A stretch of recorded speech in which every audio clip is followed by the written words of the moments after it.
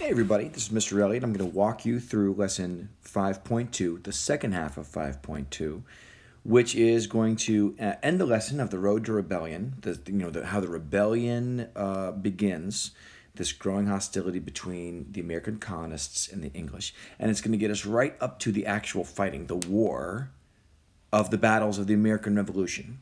Okay, so we're going to begin by starting here on our homepage. We're going to go to the weekly agenda. The video walkthrough will have been posted here by then. I got to make it first. So we're going to go to our lesson page. And this is 5.2, continued. It's been assigned for periods 1 through 4 on December 3rd. And for periods 5 through 8, it's going to be remote learning. This is called the Road to Revolution Part 2. So we're going to go down to that part of the page. Here we go. This is what we need. Here's our lesson agenda. First, we're going to review the key points from Crown or Colony. How did the rebellion begin? Then we're going to learn about the final stage of the rebellion before it became full-scale war. We're going to complete the slide presentation below to complete pages 20 and 26 in our digital notebook. And then we're going to upload pages 13, 20, and 26 as assignment 5.2. So here's the lesson presentation. You'll open it. You can work through it on your own, or you can continue to follow this video walkthrough, and I'm going to show you what you'll need to do it. Now, at some point, if you're going to be doing this on your own, the audio reading of The Road to Revolution Part 2, which is an important part of what you'll be doing today. Now, this reading is in your digital notebook, but I've got a audio file link right here. It's actually a YouTube video where I have the reading up on my screen and I read it. It's about a 13-minute reading, but it'll get you all the way through that, and then while I'm reading it, you can be taking your notes. So that's a possibility for you as well. Just be aware that that resource is there available for you. If you want to go through this on your own, follow the slide directions, and then use the work to upload the assignment to 5.2. By all means, go ahead and do that. Otherwise, I'm going to carry on. So the slide opens up and it says you have 2 minutes to do the following. Of course, you can take as much time as you need to, but it says by next history class, so the next time I see you, you'll need to have pages 13, which should already be done, 20 and 26, and you'll upload them as assignment 5.2. And then it says open your Unit 5 digital notebook to page 13. Why don't you pause the video now until you're ready to move on, and then we'll do that together. Okay, I'm going to move on. My digital notebook is already open to page 13. This is what mine says. Feel free to use my notes as teacher notes to help you complete your page. So I've already got my page ready to go. So we're going to get into 5.2, the Road to Revolution. And in class, we get into breakout rooms to compare notes and ask questions. But since you don't have that option, feel free to use my notes to help you compare your notes to mine. And if you have any questions, send them to me in an email, and I'd be more than happy to answer that for you. Okay, here's some of the key points that you should have picked up from playing the game Crown or Colony. First of all, the French and Indian War is a huge part of this problem. There were thousands of soldiers in Boston. They're all over the place, and colonists have to pay taxes like the Stamp Act, and that's making them very unhappy. So lots of Boston patriots, people like Mr. Eads and the Eads family and Royce, they are boycotting businesses that deal with the English. In fact, Mr. Eads has an entire section of his newspaper that says, don't buy from these people. They import from the British. They're still doing business with the British. We need to stop that. And a boycott is when you refuse to do business with someone to make a point. So that should be put into your notes as well.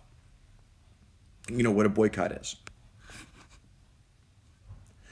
Another important thing that you should definitely have in your page 13 is that the Sons and Daughters of Liberty are a couple of secret organizations against the English.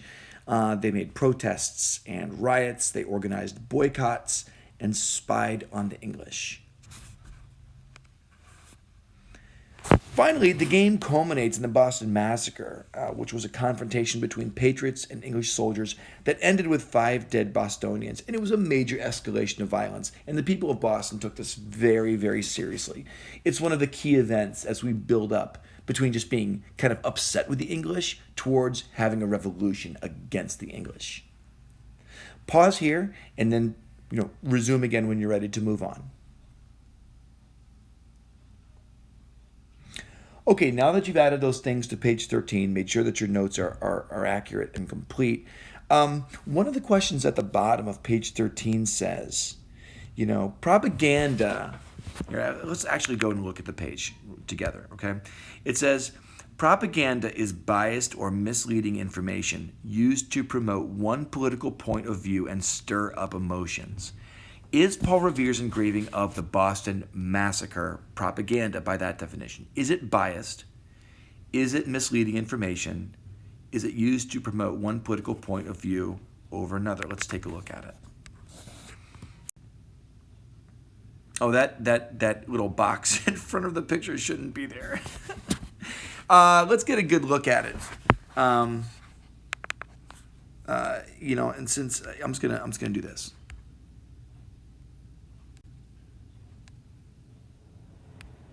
Come on.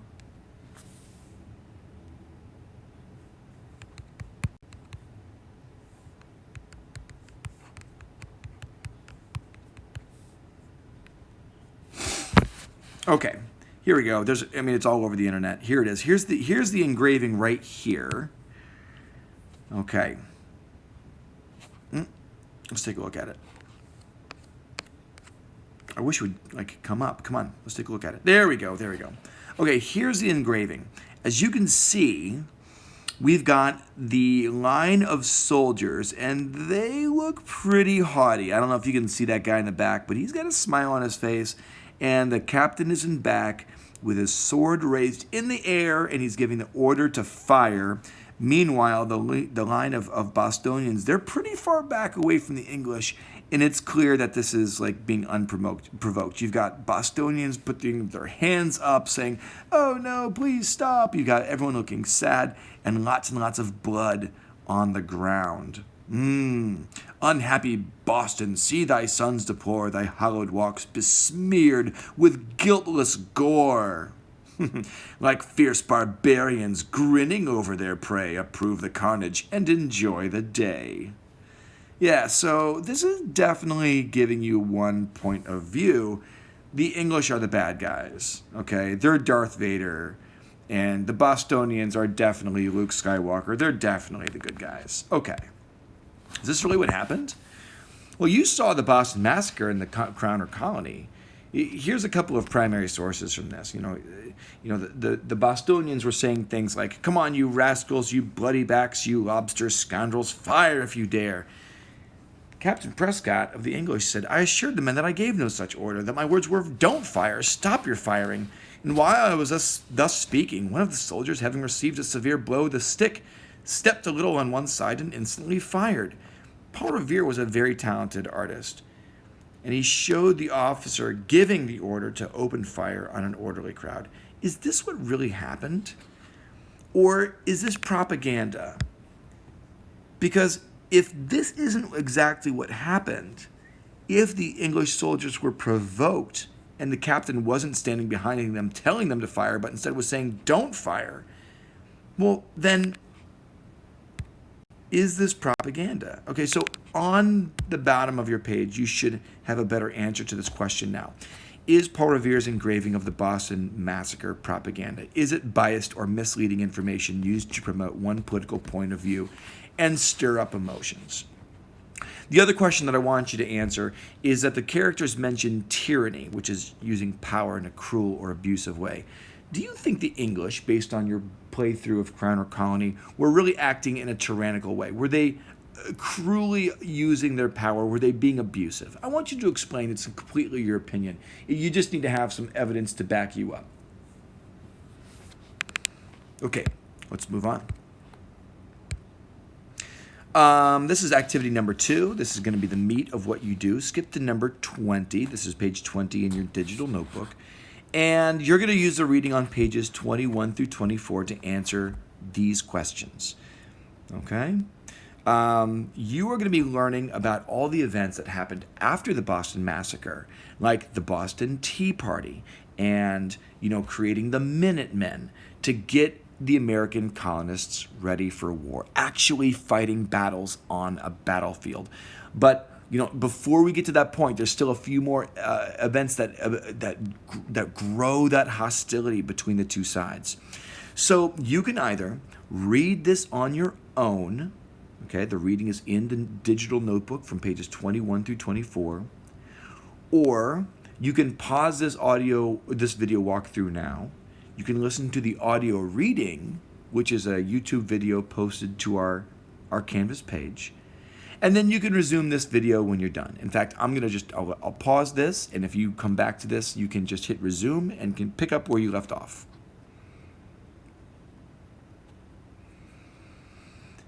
Okay, so you should be done with the reading now, and you should have your answers completed on the Road to Revolution Part 2. Now, a lot of what you put down there is your opinion. What do you think? Is it fair or unfair? Do you think the colonists reacted in an appropriate way or an inappropriate way? Totally your answer, but it needs to be grounded in your understanding of what happened. So your understanding of the facts based on the reading on pages 21 to 24. Okay, at this point in my class, we took a short break. Feel free to stand up and walk around, get a drink of water, stretch your legs, take the dog for a walk, whatever, come back. You're almost done, as a matter of fact. You've only got one small thing left to do. And that is this final activity, which is going to ask you to think about some of the different things that you've learned over the past few days that are getting the revolution closer and closer and closer. And to do this activity, we're going to go on to the directions on pages 26. Let's look at those directions.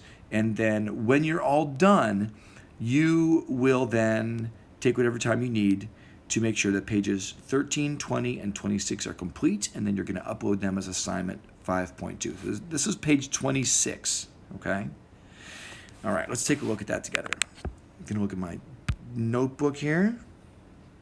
Boop, boop, boop. We've done all this. We've done all this. We're so smart. We've learned so much. We've learned so much. Okay. This is the final activity of this lesson. And you know that when you combine elements like dry leaves and sticks and greasy rags or whatever, gasoline, you can start a fire, right? So this is a metaphor, right?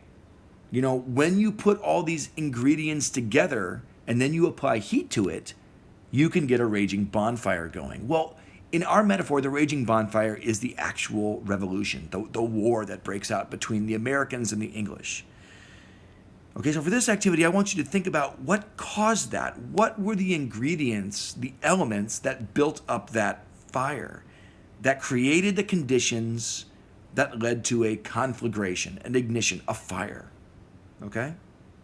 So make a connection between the factors that caused the American Rebellion and building a fire. Okay? So on the next page of your notebook, there are a series of images. Which of these things do you think most contributed to the breakout of an American Revolutionary War? Which of these things do you think, both long-term causes like having natural rights and mercantilism, to short-term causes like the Boston Massacre and the Boston Tea Party? So you have got 1, 2, 3, 4, 5, 6, 7, 8, 9, 10, 11, 12. What are the top 5? And what do you think is the most important cause that acts as like the trigger? The point of no return. Make sure you put that most important cause by the match, because that's the element that ignites the rest of your campsite into a huge bonfire. Okay? So you'll be copying and cutting and pasting. So you'll use your little copy feature here and copy. And then this, and then you'll come up here, and then you'll paste. Paste image, okay, yeah. So you'll do like that, right? So that's what you'll do now for whatever images you want. Okay, I'm not saying that you have to have this. I'm just that's just an option. And now down here, you're going to explain your choices. Like, why did you pick